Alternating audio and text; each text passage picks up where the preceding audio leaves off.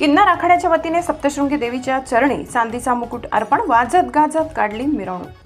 3.5 शक्तिपीठांपैकी महत्त्वाचे मानले जाणारे शक्तिपीठ अर्थातच सप्तशृंगी देवी या आदिशक्तीला किन्नर आखाड्याचे महामंडलेश्वर पायल नंदगिरी, भगवती नंदगिरी तसेच थोर समाजसेविका गौरी सावंत यांच्या मार्फत चांदीचा मुकुट अर्पण करण्यात आला।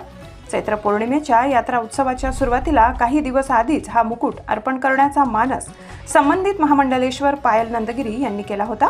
या अनुषंगाने दिनांक 4 एप्रिल रोजी या मुकुटाचे सप्तशृंगी गड येथे राजेश्वरी भक्तनिवास येथे विधिवत पूजन करण्यात आले। तसेच सप्तशृंगी गड परिसरातून त्याची वाजत गाजत भव्य मिरवणूक करण्यात आली। त्यानंतर राजेश्वरी भक्तनिवास येथे होम यज्ञ व विविध प्रकारच्या विधिवत पूजा करत हा मुकुट दिनांक 5 एप्रिल रोजी सकाळी सप्तशृंगी देवीच्या चरणी अर्पण करण्यात येणार आहे।